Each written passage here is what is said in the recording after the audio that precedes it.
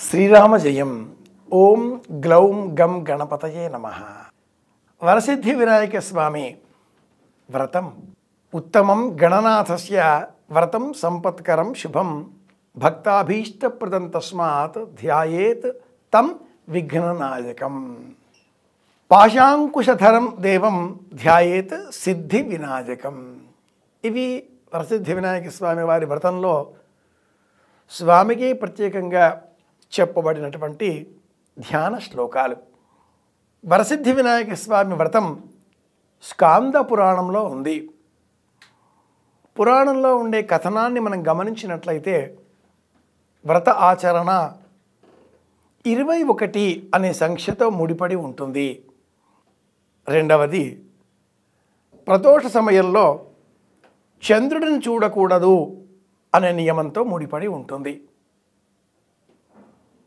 మూడవ నియమం, ఉప్పు నూనె కారం లేకుండా లేదా తక్కువగా ఉన్నటువంటి పదార్థాలను స్వీకరించాలి అనే నియమంతో ఉంటుంది. వరసిద్ధి వినాయక స్వామి వ్రతానికి సంబంధించి ఈ మూడే ప్రధానమైన నియమాలు. అయితే లోకంలో ఏ వ్రతమైనా ఆచరణలో ఒక విధంగా మారుతూ వస్తుంటుంది.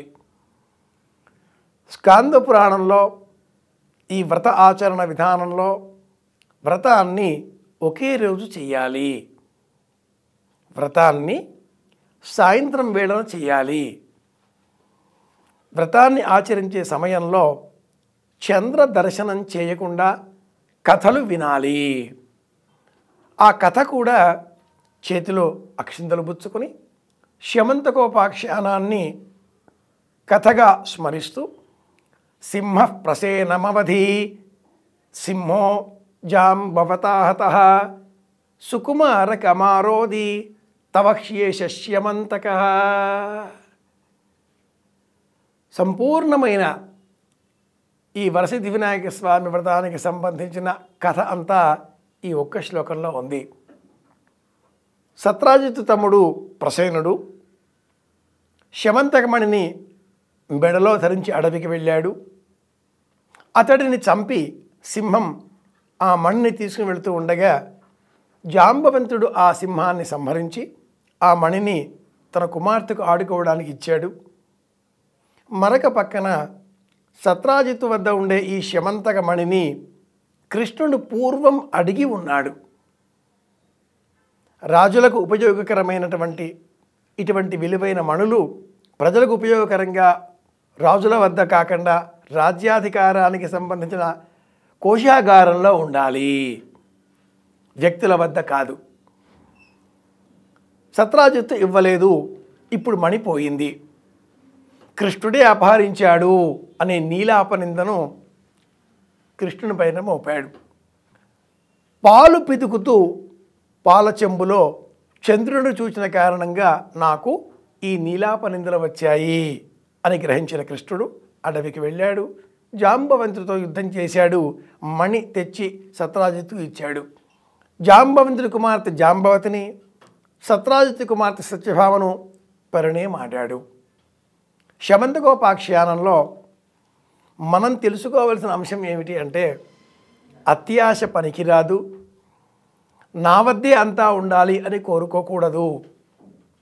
అలాగే చంద్రుడిని చూడకూడదు. ఎందుకని అన్నారు? చంద్రుడు మనఃకారకుడు. కొన్ని వేల సంవత్సరాలకు పూర్వం ఈ భూమికి సంబంధించిన గురుత్వ ఆకర్షణ శక్తిలో వచ్చిన మార్పు కారణంగా ఒక పెద్ద భూకంపం ఏర్పడింది. అందరినీ కూర్చోండి అన్నారు. చంద్ర దర్శనం చేసే నిమిత్తమై బయటకు వెళ్ళకూడదు, మనస్సు చంచలితమవుతుంది అనే ఉద్దేశ్యాన్ని వెలిబుచ్చారు. మన కథలన్నీ ఖగోళ విజ్ఞానానికి సంబంధించినవే. ఈ వినాయకుడి శిరస్సు పైన కట్టేటటువంటి పాలవల్లి కూడా నక్షత్ర మండలానికి ప్రతీక. 21 సంఖ్యలో సమర్పించేటటువంటి గరిక పత్రి అన్నీ ఆ జన్మించిన శిశువు 21 రోజు వరకు ప్రాణాలతో ఉండగలిగితే ఆ తదుపరి 100 ఏళ్ళు బ్రతుకుతుంది. ఇలాంటి ఉపమానాలకు ప్రతీకలకు ఈ పండుగ నెలవు. ఉప్పు కారం పసుపు ఉప్పు కారం నూనె తక్కువగా ఉండే పదార్థాలు స్వీకరించాలి. ఆరోగ్యాన్ని పెంపొందింపజేసుకోవాలి. ఇది భాద్రపద మాసంలో ప్రత్యేకం. ఇలాంటి ఆయుర్వేద ఆరోగ్య రహస్యాలతో ఖగోళ వైజ్ఞానిక అంశాలతో కూడుకున్న ఈ పండుగను ఆనందంగా గడుపుకుందాం. వరాలను సిద్ధింపజేసేటటువంటి వరసిద్ధి వినాయకుడిని స్తోత్రం చేద్దాం. అందరి క్షేమాన్ని కోరుదాం.